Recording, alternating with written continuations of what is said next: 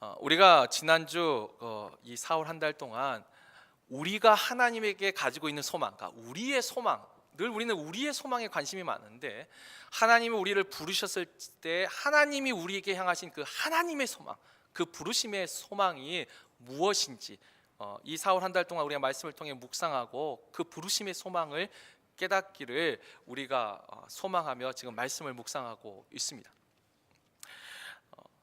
원래 하나님께서 우리를 예정하시고 선택하신 것은 분명 하나님의 주권적인 은혜입니다. 우리가 무엇을 했다고 해서 우리를 선택해 주신 게 아니죠. 그러나 분명 우리를 예정하시고 선택하셔서 부르셨을 때는 하나님이 우리에게 원하시는 것이 있었습니다. 그것이 곧 그의 부르심의 소망이죠. 그리고 그 하나님의 부르심의 소망은 우리가 또 크게 두 가지로 우리가 생각해 볼 수 있는데, 하나는 하나님 자신을 향한 그 소망이 있습니다. 하나님을 향해서 하나님이 우리를 부르셨을 때 하나님이 어떤 소망을 가졌을까요? 우리가 하나님을 사랑하고 하나님을 예배하고 하나님 앞에 영광을 돌리는 그와 같은 것을 하나님은 소망하셨습니다. 근데 또 하나는 뭐냐면 하나님을 향한 소망이 아니라 이웃을 향한, 바로 우리와 함께 살아가는 같은 사람들을 향한 또 하나님의 그 소망이 있었죠. 그래서 하나는 하나님 사랑, 하나는 이웃 사랑, 이 두 가지에서 우리는 하나님의 부르심의 소망을 발견할 수 있는데, 특별히 우리가 하나님을 향한 소망은 우리가 전에도 여러 번 말씀을 통해서 그 예배하는 자들, 또 말씀에 순종하는 믿음에 대해서 우리가 말씀을 많이 들었기 때문에 이번 4월달은 이쪽 방향, 이웃 사랑에 있어서 우리가 어떻게 같이 살아가는 이웃들에게 행하기를 하나님이 원하시는지 우리가 거기에 대해서 지금 말씀을 묵상하고 있습니다. 특별히 지난주 우리가 읽었던 베드로전서 이 본문에서는 그와 같은 것이 평화의 시대이든지 아니면 비난과 조롱의 시대이든지, 특별히 베드로전서의 상황처럼 핍박과 박해의 시기이든지 하나님은 우리가 어떻게 하기를 원하신다고요? 우리가 선을 행하기를 원하신다. 그것을 위하여 우리를 부르셨다라고 했습니다. 자, 그렇다면 우리가 이 선을 행하는 것이 하나님의 뜻인데, 그 다음에 이제 우리가 던져야 할 질문은 뭐죠? 그러면 선이 무엇이냐는 거죠. 어떤 게 선일까요? 우리가 대부분 개인주의 시대에는 나에게 유익한 것이 선입니다.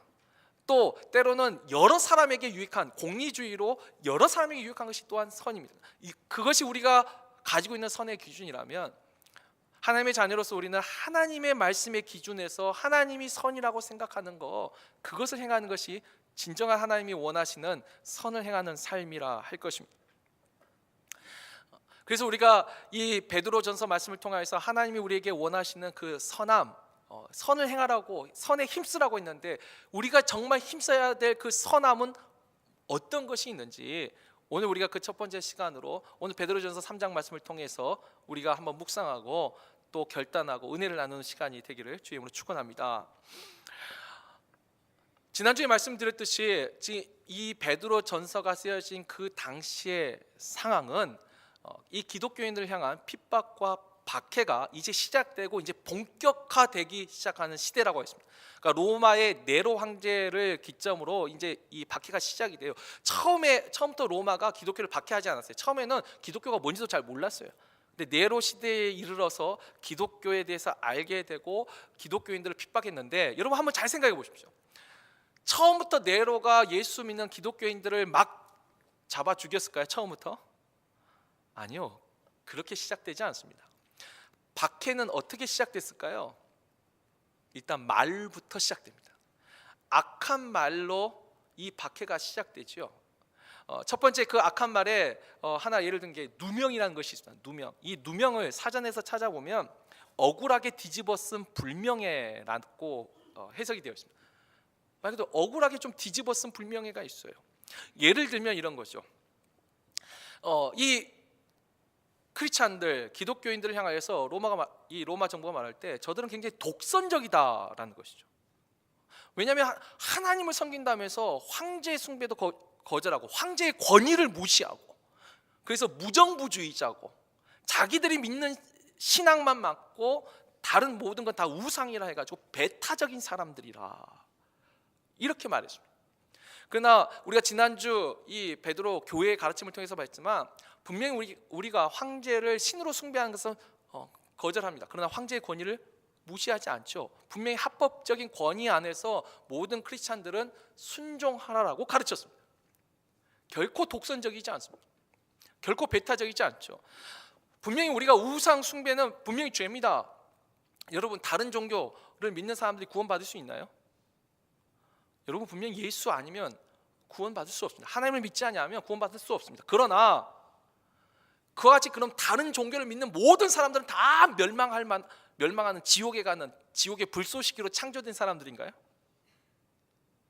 유대인들이 이방인들에게 했던 말하고 똑같은 생각을 혹시 하고 계신 분들 계시나요? 심지어 다른 종교를 믿어도 그 사람도 하나님의 은혜와 하나님의 구원이 필요한 사람이죠. 우리는 그들을 배타적에서 우상 숭배를 우리는 하지 않습니다. 그렇다고 우상 숭배자를 향해서 폭력을 행사하거나 배타적으로 하고 너희들은 사람이 아니다 이런 식으로 대하지도 않지요. 어찌 보면 분명한 억울한 누명입니다. 근데 이런 말부터 시작됩니다. 이제는 본격적인 박해가 시작되기 전에.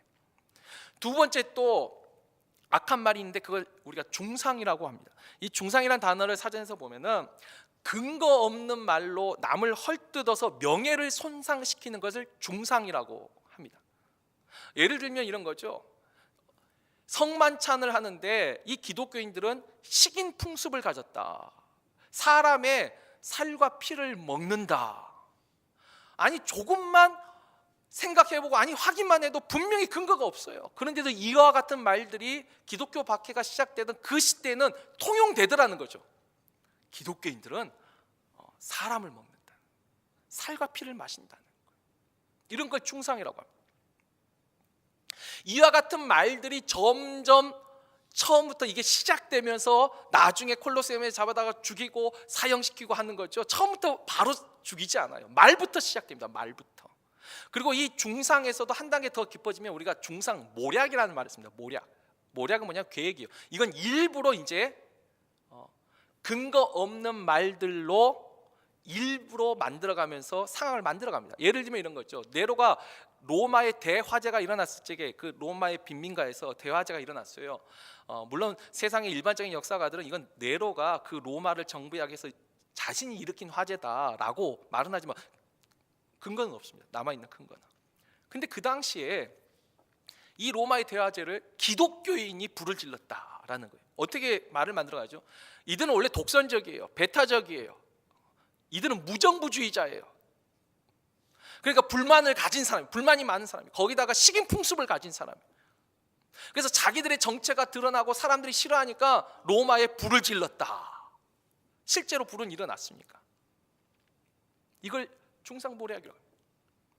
근데 우리가 이와 같은 과정 속에서 어느 문화에다 그런 말들이 있습니다. 우리나라도 그런 말 있죠. 아니 땐 굴뚝에 연기 납니까?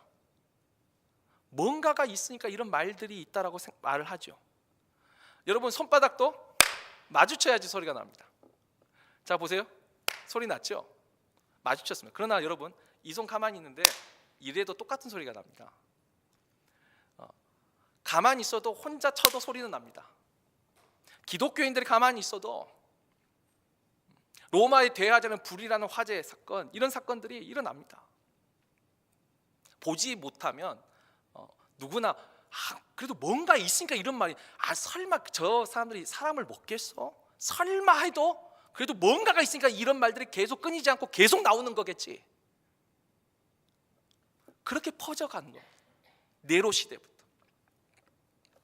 결국 이 베드로전서의 상황, 기독교의 박해가 시작할 때 그 초창기에 어떻게 시작돼요? 악한 말로, 그러니까 거짓과 비난과 중상과 누명으로 이 박해가 시작되었다라는 거예요. 기독교 박해가 시작됐어요.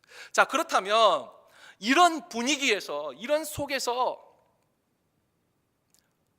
그 말을 듣는 기독교인들, 초대교회 교인들은 어떻게 해야만 했을까요? 거기에 이제 이 사도의 가르침, 하나님이 원하는 가르침이 있습니다.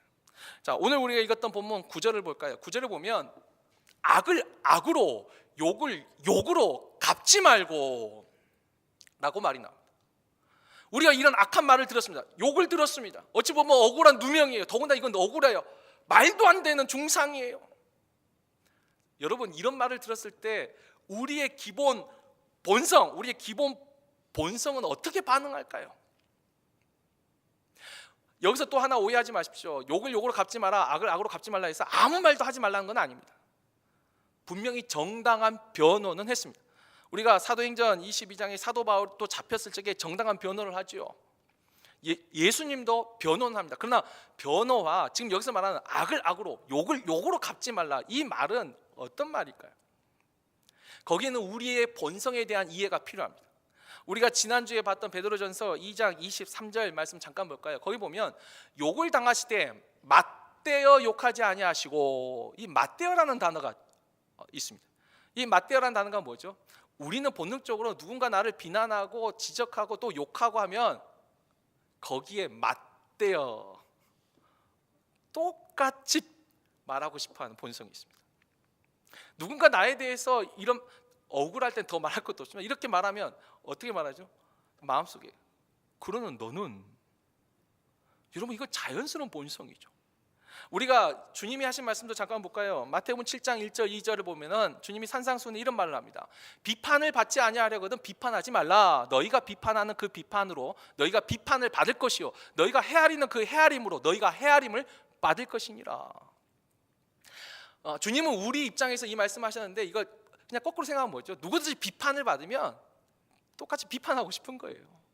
똑같이 누군가 나를 헤아리면 나도 그 사람을 헤아리고 싶은 거죠. 이 본성입니다.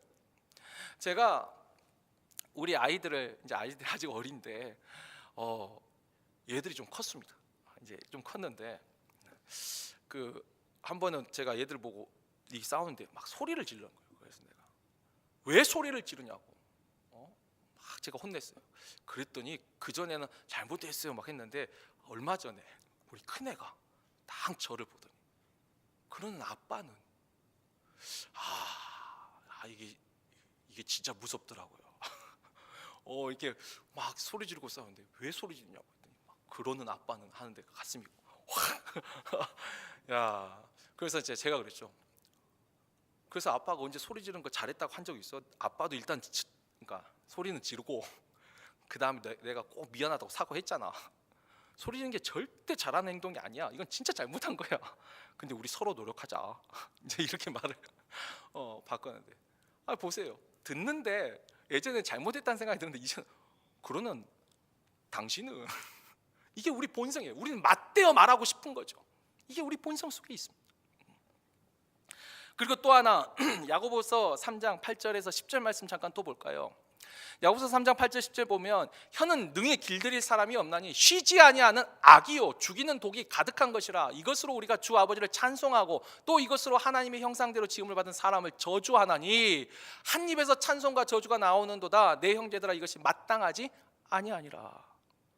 여러분 우리가 있는 혀가요 근본적으로는 선하지 않습니다. 근본적으로는 쉬지 않는 악입니다. 왜죠? 우리가 본질상 진노의 자녀이기 때문에, 우리는 본질상 죄인이기 때문에. 우리가 하나님을 향해서 저주하지 않습니다. 하나님을 향해서 저주할 일이 뭐가 별로 있겠어요? 아주 특별한 때 아니면. 그러나 하나님의 형상으로 지은 사람을 향해서는 우리는 참 많은 저주의 말들을 합니다. 제가 언제 한번 말씀드렸듯이 우리 뼈 중에서 가장 단단한 뼈가 두개골이라고 합니다. 이 두개골을 깨트리는데 500파운드의 힘이 필요해야 돼요. 한 222kg. 여러분 500파운드 힘이면 이게 작은 힘은 아닙니다. 굉장히 센 힘인데 사람의 하드웨어를 깰 때는 이렇게 큰 힘이 필요하지만 사람의 마음, 소프트웨어를 깰 때는요 말 한마디면 깨트릴 수 있습니다. 우리가 천냥빚으로 천냥빚도 말 한마디면 갚을 수 있죠. 분명히. 근데 그런 말을 하는 것이 우리 인생에 많을까요? 아니면 사람의 마음을 이렇게 깨트리는 말을 많이 하는 게 더 많을까요? 한번 생각해 보세요. 우리는 본질적으로 선한 말보다는 아무래도 마음 아프게 하는 말들을 훨씬 더 많이 하는 게 우리의 본질이에요. 이 우리의 혀는 쉬지 않는 악이에요. 죽이는 독이 가득한 것이. 우리의 본성 자체가 이렇게 맞대어 말하고 싶고 늘 이렇게 악한 말하는 것이 훨씬 더 편해요. 칭찬하는 말보다 헌담이 훨씬 더 재밌잖아요. 구경 중에 제일 좋은 구경은 쌈구경이라고. 이게 우리 본성이더라는 거예요. 본성. 우리도 부부싸움 할 때 잘 보시면 그렇지 않나요? 부부싸움 할 때도 뭐 한마디 하면 그러는 당신은 이렇게 시작되잖아요. 그리고 또 하나, 가슴 아픈 말 많이 하는 거, 여러분 나를 전혀 모르는 사람이 나한테 가슴 아픈 말을 할까요? 아니면 나를 잘 아는 사람이 가슴 아픈 말을 잘 할까요? 물론 요즘 인터넷에서 익명의 댓글로 그것도 사람을 참 피폐화시키긴 하지만 대부분은 보면 나를 잘 아는 사람들이 가슴 아픈 말을 참 잘합니다. 왜? 어떤 말을 해야지 저 사람이 상처받고 힘들어하는지 너무 잘 알거든요. 그렇지 않아요? 내 남편에게 가장 아픈 말을 할 수 있는 사람은 아내입니다. 내 자식에게, 내 부모에게 가장 아픈 말을 할 수 있는 사람이 가족이에요. 우리가 그렇게 살아요. 뭐 심리학에서도 이와 같은 우리의 본성에 대해서 자아 방어 기제라는 게 뭐 20몇 가지 있는데 그 중에 하나 투사라는 것이, 투사가 뭐냐면 쉬운 말로 이게 탓하는 거예요. 늘. 우리는 뭐 누가 지적받으면 그거 당신 탓이야, 제 탓이야. 우리는 이 탓을 해요. 여러분 이것이 우리의 본성이에요. 이것이. 그래서 우리가 악을 받을 때, 욕을 들었을 때 우리는 이렇게 하게 되어 있어요. 이렇게 반응하게 되어 있어요. 이렇게 설교하고 있는 저라고 안 할 것 같아요. 다 똑같아요. 우리 모두가 다 똑같아요. 그런데 주님은 어떻게 하라고요? 그래서 자기를 십자가에 못 박으라는 거죠. 자기를 부인하는 거죠. 이 본성을 죽이는 거죠. 욕을 들었어도, 그 악한 누명과 중상을 들었어도, 정당한 변호를 하지 말라는 거 아니에요. 변호는 하지만 어차피 들리지도 않아요. 들리지도 않지만 그래도 그 다음에 똑같이 욕하지 말라는 거예요. 똑같이 비난하지 말라는 거예요. 그 다음에 어떻게 해요? 좀 더 적극적인 명령을 하시죠. 9절 보면 오히려 도리어 복을 빌라, 복을 빌라. 이를 위하여 너희가 부르심을 받았으니, 이를 위하여 너희가 부르심을 받았다는 거예요. 부르심의 소망에 이렇게 하라고 우리를 부르셨다는 거예요. 근데 어떻게 복을 빌어요? 여러분 진짜 이 말씀을 정말 내가 순종하고 실천하려고 해보세요. 나 누명을 받아, 누명 썼어요. 나 지금 중상, 근거 없는 말로 내 명예가 실추됐어요. 여러분 근데 그 사람을 위해서 어떻게 복을 빌 수 있을까요? 여러분 어떤 복을 빌 수 있어요? 근데 복을 빌라는데 한번 해보세요. 정말 어렵습니다. 제가 처음 이 말씀에 도전받고 기도할 때 복을 빌 수가 없더라고요. 아니 지금도 억울해서 하나님 심판해 주세요. 이렇게 지금 기도해도 지금 마음이 안 풀리는데 복을 빌래요. 제가 처음에 찾았던 건 잘 먹고 잘 살게 해주십시오 라고 기도를 했어요. 왜냐하면 한국에서 잘 먹고 잘 살라는 말이 약간 복 같은데 또 약간 아니잖아요. 그 말로 기도를 했어요. 그러면서 울었어요. 그 말 하는 것도 너무 힘들더라고요. 잘 먹고 잘 살게 해달라고. 그런데 이제 자꾸 우리가 세상을 살면서 참 이런 일들이 없어야 되는데 살다 보면 또 마음이 상할 때가 있잖아요. 근데 이럴 때마다 또 부딪혀서 말씀을 어떻게 할까 하다가 제가 드디어 찾은 게 있어요. 빌복이 있더라고요. 내가 누명 쓰고 중상을 받았는데 그 사람이 건강하게 해달라고, 그 사람 하는 일이 형통하게 해달라고, 화목하게 해달라고, 복받게 해달라고, 그 기도는 진짜 안 나와요. 근데 빌 복이 있더라고요. 어떤 복이요? 그 사람도 하나님 은혜를 주세요. 그 사람도 깨닫게 해주세요. 하나님 구원받게 해주세요. 하나님의 은혜와 구원과 평강을 빌 수 있더라고요. 아까 그랬죠. 다른 종교 우상 숭배자도 우리가 위해서 기도해 줄 수가 있어요. 저 사람 지옥 가게 해주세요. 저 사람은 예수 안 믿으니까 우리가 그렇게만 말하나요? 아니요. 그 사람도 예수님이 필요한 사람, 하나님이 필요한 사람이죠. 그 사람을 위해서 기도할 수 있더라는 거예요. 하나님, 저 영혼이 구원받게 해주세요. 깨닫게 해주세요. 예수님도 그렇게 기도하셨잖아요. 십자가에서 아버지여 저들의 죄를 용서하여 주옵소서. 저들이 자기 하는 일을 알지 못하나이다. 알고도 그런 사람에 대해서는 그렇게 기도 안 하시겠죠. 그건 이제 하나님의 공이고. 깨닫게 해주세요. 하나님을 알게 해주세요. 기도했다는 거예요. 그리고 여러분 분명히 주님도 누명하고 중상한 그것을 죄가 아니라고 말한 적이 없어요. 우리가 거기서 말하지 말라 해서 이것은 죄가 아니라고 말하지 않으셨어요. 우리가 베드로전서 2장 23절 다시 볼 거예요. 분명히 주님께서 욕을 당하시되 맞대어 욕하지 아니하시고 고난을 당하시되 위협하지 아니하시고, 그 다음에 뭐였어요? 오직 공의로 심판하시는 이에게 부탁하시며 악은 악이에요. 잘못한 건 잘못한 거예요. 그런데 그것을 몰라서 할 수 있다는 거예요. 근데 그것을 내가 모르죠. 알고 하는 건지 모르고 하는 건지. 나는 하나님의 은혜를 기도하고 거기에 대한 판단은 누구에게 맡겨요? 하나님한테 맡겨요. 여러분, 이게 믿음이죠. 믿음 없으면 이렇게 못합니다. 하나님이 공의로 심판하실 거예요. 정말 모르고 한 거라면 사도 바울처럼 그 인생을 전환시킬 것이고 깨닫게 하실 것이고, 정말 알고도 하는 거라면 바리새인과 제사장들처럼 하나님이 심판하실 것이고. 근데 그걸 우리가 할 게 아니라 하나님이 하신 걸 맡기는 거죠. 그리고 우리는 어떻게 해요? 복을 빌어주는 거예요. 하나님 은혜를 주세요. 깨닫는 은혜를 주시고 구원받게 해주세요. 기도할 수 있는 거예요.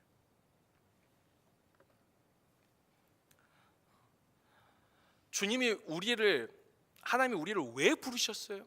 선을 행하도록 부르셨어요.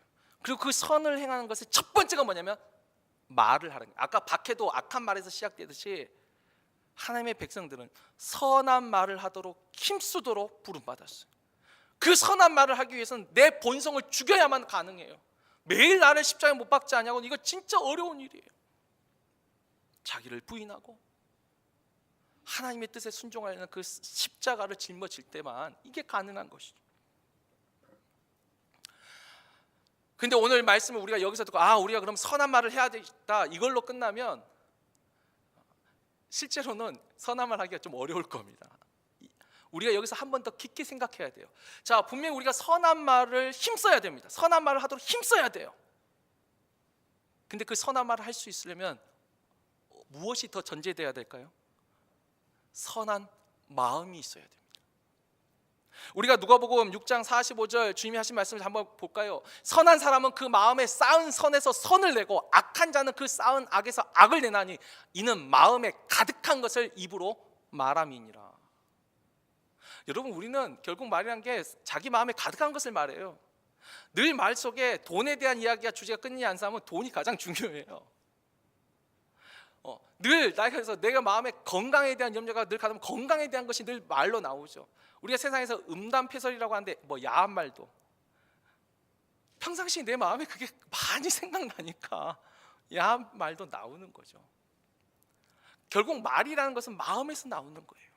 그래서 내가 그냥 선한 말, 좋은 말을 해야겠다 이걸로는 선한 말 하기가 어렵습니다. 내 마음에 선을 쌓을 때, 선한 마음이 될 때 선한 말을 할 수 있는 것이죠. 물론 마음은 그렇지 않아도 선한 말을 하는 경우가 있습니다. 그래서 우리가 잠언 26장 23절 이 말씀도 잠깐 또 볼까요? 온유한 입술에 악한 마음은 낮은 은을 입힌 톡이니라. 분명히 이런 것도 있습니다. 마음은 악한데 입은 부드러워요. 이제 우리가 그 위선이라고 하는 건데 성경이 이것을 낮은 은을 입힌 톡이라. 여기에도 지혜가 있죠. 톡이 깨지기 쉽습니다. 은그릇은 찌그러든 져도 깨지진 않잖아요. 근데 가짜는 언제든지 쉽게 깨집니다. 근데 아무튼 이런 경우도 있습니다. 지금 하나님이 선한 말을 하라는 게 이걸 말하는 거예요? 아니요. 너희 마음 자체가 쌓은 선에서 선한 말을 하기를 원하신다는 거예요. 여러분, 그러면 선한 마음이 어디서 생겨날까요? 우리는 본성상 우리 혼자 있으면 절대 선해질 수 없습니다. 하나님을 가까이 하는 그 생활, 하나님을 가까이 하는 그 믿음이 없으면 선한 마음을 갖기가 어렵습니다. 하나 예를 들어 볼까요? 여러분도 부부싸움 하시죠? 저희 집도 합니다. 사실 목사 정도 되면 저희는 서로 사랑함으로 싸움을 하지 않습니다. 이렇게 말을 해야 되는데 차마 그렇게 말은 양심선부터 저희도 싸움을 합니다. 그런데 성경에 또 이런 말씀이 있어요. 분을 품어도 하루를 넘기지 말고. 근데 여러분, 분을 품어도 하루를 넘기지 말라. 화가 났는데 분이 자고 일어나면 풀리나요? 이걸 내가 이 말씀을 안다고 이렇게 되나요? 그렇게 되신 분 있으면 정말 위대하신 분. 이게 하루가 아니라 일주일이고 며칠이라도 안 풀려요. 근데 언제 이 말씀을 지킬 수 있을까요? 제가 경험하니까, 제가 그래도 저희 어머니 영향 때문에 새벽 기도를 매일 빠지지 않고 합니다. 새벽 예배 안 오더라도 집에서라도 꼭 새벽에 일어나서 기도를 합니다. 그러니까 매일 기도하는 시간이 있으니까 문제는 기도를 하면 이걸 안 풀 수가 없어요. 하나님 앞에 가까이 갈 때 내 마음에 이 분노를 가지고 하나님 앞에 못 가더라는 거예요. 내 마음에 이런 마음이 있는데 하나님 앞에 기도가 안 돼요. 그 하루를 못 넘기는 거죠. 또 기도하다가 그래서 가서 또 미안하다고 또 빌고. 그런데 사람이 또 악해져요. 제가 하루를 넘겨본 적이 있습니다. 내가 도저히 너무 화가 나고 분노가 차서 도저히 이걸 해결을 하루 만에 못 하겠더라고요. 그래서 제가 넘긴 적이 있어요. 어떻게 넘겼을까요? 기도를 안 했습니다. 기도를 못 하겠더라고요. 기도를 하면 또 하나님이 원하는 거 뻔하니까. 그 기도를 하루를 안 했더니 하루를 넘겨서도 계속 분이 그대로 남아 있더라고요. 기도하지 않으면, 하나님을 가까이 하지 않으면 우리 본성이 선한 마음을 갖기가 너무 어렵다. 아니, 제 개인적으로는 불가능하다고 생각합니다. 더 완악해지고 더 완고해지고 더 굳어져 가죠. 하나님을 내가 가까이 하지 않으면. 그래서 우리가 이런 상태가 되면 하나님과부터 점점 멀어져 갑니다. 결국 선한 말에 힘쓰라는 그 말은 선한 마음을 갖도록 힘쓰라는 말이고, 선한 마음을 갖도록 힘쓰라는 그 말은 하나님을 가까이 하라는 말이죠. 우리가 진짜 하루 기도 안 하고 이틀 기도 안 하고 기도를 안 할 때 마음이 완악해지죠. 매일 기도해 보세요. 물론 이제 그 기도도 바리새인처럼 이제 형식적인 기도로 전환되지 않고 정말 내가 하나님 앞에 인격적으로 만난 기도를 하는 사람이라면 분을 품고는 기도를 못 해요. 기도할 수가 없어요.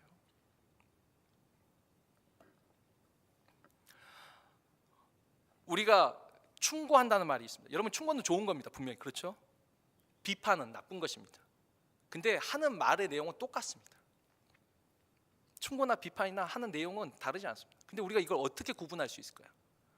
구분은 마음으로 하는 겁니다. 근데 우리가 그 마음을 이제 모르는 거죠. 하나님은 아시겠죠. 근데 제가 경험상 보면 그랬어요. 충고는요, 했어요. 그 사람이 들으면 좋죠. 근데 안 들을 때를 보면 충고를 한 사람은 안 들어도 그 사람을 위해서 기도합니다. 왜? 그 사람을 사랑하니까. 비판하는 사람은요, 그 사람이 그 말을 안 들으면 그 사람을 싫어합니다. 자기에게 중요한 건 그 문제니까요. 마음의 자세가 틀려요. 진짜 충고하는 것과 비판은 그 다음의 태도를 보면 합니다. 우리가 선한 말을 힘써야 되는 것은 결국 선한 마음을 갖도록 힘써야 된다. 이걸 꼭 기억해야 됩니다. 그리고 또 우리가 그 선한 마음을 갖기 위해서 하나님 앞에 가까이 가는 거, 하나님을 가까이 하는 삶, 그 방법 말고는 답이 없어요. 여러분, 그래도 잘 보세요. 어떻게든 뭐 교회를 왔다 갔다 하더라도 교회 다니는 애들은요, 이 세상 말로는 욕하는 걸 참 꺼려합니다. 은연중에. 제가 미국에서는 사실 영어가 귀가 안 트여가지고 잘 못 알아듣겠지만 한국에서는 진짜 예나 어른이나 이 욕이 정말 많습니다. 그 말끝마다 욕이 있어요. 제가 어느 날은 문득 깨닫게 되는데, 영화나 드라마에서 봐도 이 욕이 너무 많아요. 제가 한 번은 우리 아내한테도, 제가 솔직히 한국에 살 때도 몰랐어요. 그 한국 드라마를 보면서도 왜 이렇게 소리를 지르러대냐고, 시끄럽다고. 근데 미국에 살다가 여기 좀 조용조용한 문화에서 살다 보니까 이게 보이더라고요. 우리는 소리 지르고 이 욕하는 게 그냥 문화더라고, 문화. 여러분, 진짜 우리가 일반 세상 속에서 이와 같이 선한 마음 갖는 거 정말 어렵습니다. 하나님을 그나마 가까이 하니까 금방 욕나는 것도 한 번 더 참게 되고 눈치 보게 되고, 그러다가 점점 나중에는 그게 부자연스럽게 돼가는 거죠. 또 우리가 선한 말을 위해서는 하나님 앞에 가까이 할 때 이 하나님이 우리를 부르신 뜻, 오늘 9절 잠깐 볼까요? 제가 또 깜빡했네요. 하나 빼먹었는데 이 마음이 중요하다는 거 오늘 보면 8절 잠깐 봅시다. 9절에 악을 악으로 욕을 욕으로 갚지 말고, 이 말에 대한 말하기 전에 이미 8절에 어떤 말씀이 나오죠? 너희가 다 마음을 같이하여 동정하며 형제를 사랑하며 불쌍히 여기며 겸손하며. 여러분, 우리가 이런 마음이 없으면 절대 악을 악으로 욕을 욕으로 갚지 않을 수 없습니다. 복을 빌 수가 없습니다. 이런 마음이 돼야지만 복을 빌 수 있습니다. 그러니까 먼저 말이 그 마음에 대한 이야기가 나오죠. 마음을 같이 하고 동정하고 형제를 사랑하고 불쌍히 여기고 겸손한 마음을 가지라. 이와 같은 이것이 되면 이제 그 다음에 이제 9절을 보세요. 중간에 이를 위하여 너희가 부르심을 받았으니, 이를 위하여, 이게 하나님의 뜻이라는 거예요. 세상은 다 맞대어 이야기하고 세상은 다 악을 악으로 욕을 욕으로 너 욕해 이렇게 하는 것이 세상이라면, 아니 너희는 그렇게 하지 말라는 거예요. 그게 하나님의 뜻이죠. 여러분, 그게 순종하는 거예요. 순종하는 믿음이 필요한 것이죠. 진짜 믿음이란 게 이런 거죠. 하나님 앞에 공의의 심판에 맡기고, 악에 대한 그 심판 하나님께 맡기고, 나는 하나님의 말씀에 순종하는 거예요.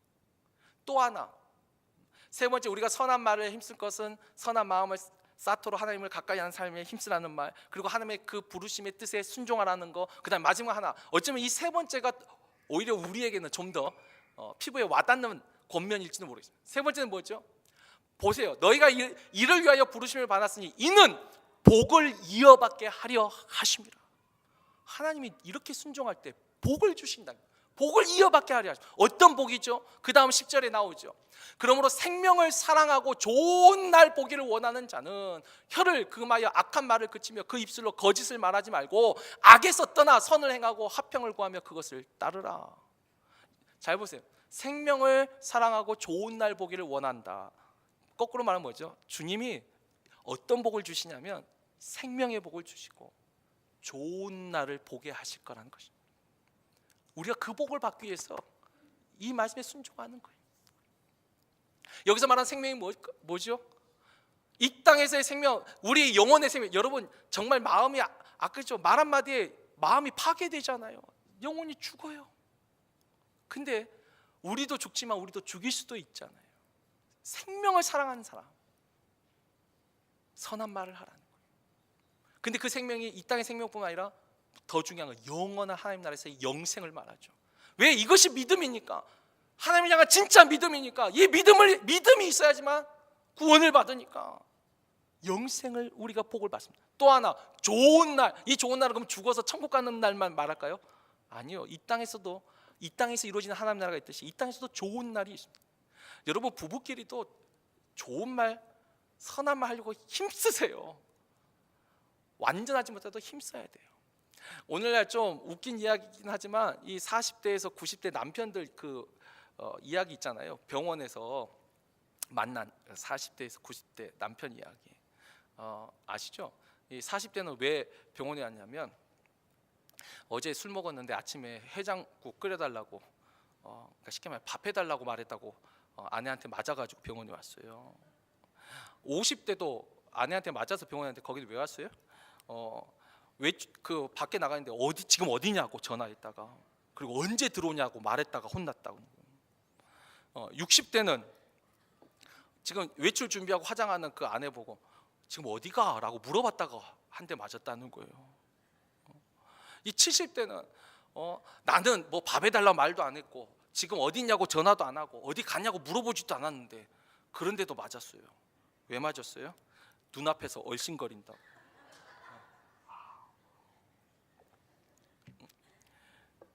80대는 나는 밥 해달라는 말도 안 하고 묻지도 않고 얼씬거리지도 않았어요.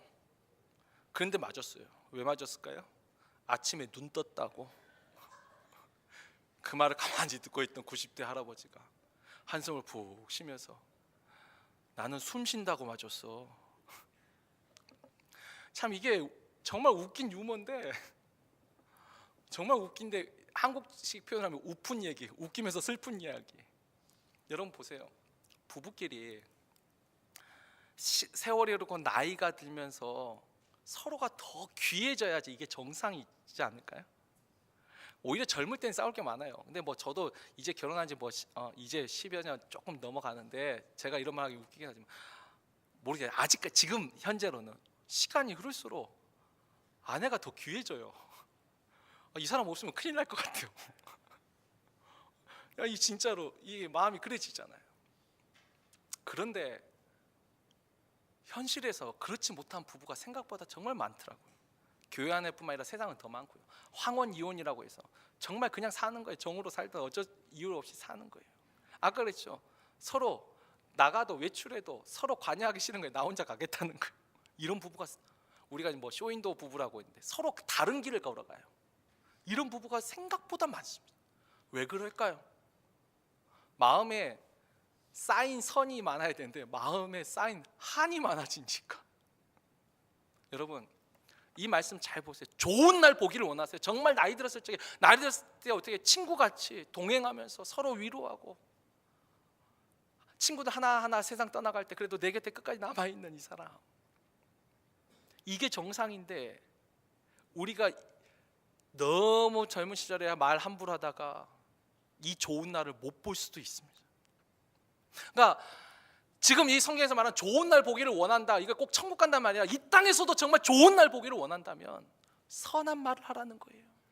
마음이 한 번 깨지고 두 번 깨지는 이 마음이 회복되기가 정말 어렵잖아요. 본의가 아니더라도 일부러 하지 않아도 이렇게 마음 깨지는 말들이 많은데 일부러라도 노력을 해야 되는 거예요. 안 하도록.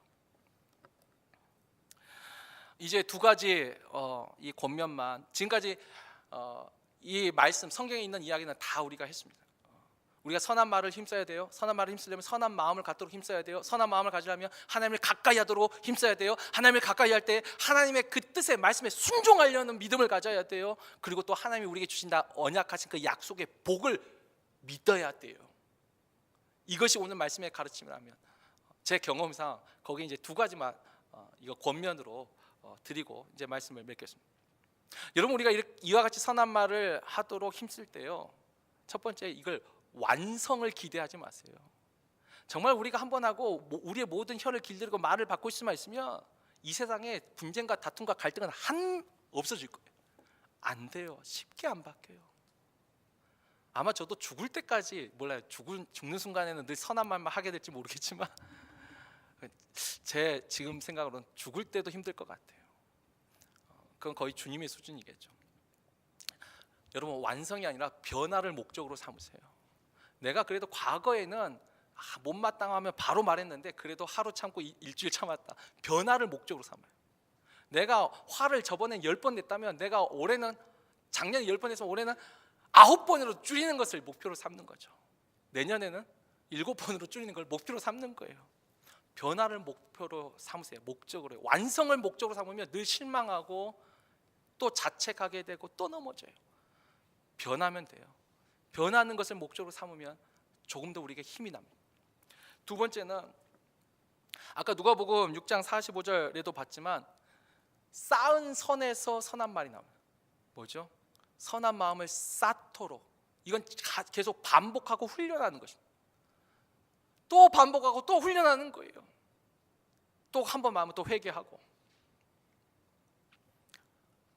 우리 마음의 선을 쌓아가는 훈련을 해야 됩니다. 그러면 정말 주님이 부르신 그 부르심의 소망, 그 소망을 우리가 이루어 드릴 수 있지 않을까. 주님도 완성을 바라시진 않으실 거예요. 그래도 이것을, 그 소망, 주님이 우리를 부르신 그 소망을 한번 이루어보겠다라고 이렇게 몸부림치고 예수는 우리를, 주님은 그 자체로도 잘했다 칭찬하시지 않겠습니까? 그래서 오늘 본문 마지막에 12절에 이런 말씀이 있죠. 주의 눈은 의인을 향하시고 그의 귀는 의인의 간구에 기울이시되. 의인이 딴 게 아니죠. 주님 말씀 지켜보려고 그 믿음으로 살아보려고 한 사람한테 눈과 귀가 열려져 있어요. 그러나 반대로 악인에게는 얼굴을 대하신다. 사실 눈과 귀, 얼굴 다 똑같은 말인데 우리가 그 의미를 분명히 알죠. 주님이 눈과 귀가 그들의 기도에 그 믿음을 지켜보려고 힘쓴 사람한테 열려 있고, 그래도 악행을 행한 자에는 하나님이 공의로 심판하실 것이고, 우리가 이와 같은 믿음을 가지고 우리를 부르신 그 소망, 하나님의 그 소망에 늘 우리의 소망만 이루어 달라고 기도하는 그 기도도 해야 돼요. 우리가 연약하니까 늘 저도 그렇게 기도해요. 그러나 하나님을 우리를 향해 가신 그 소망도 우리가 이루어 드리도록 연약하고 부족하지만 늘 선한 말 하려고 힘쓰는 우리 모두가 되기를. 그리고 마지막 날 잘했다 충성된 종아, 그날의 좋은 날뿐만 아니라 이 땅에서도 우리 모두가 다 좋은 날 볼 수 있기를 주의 이름으로 축원합니다.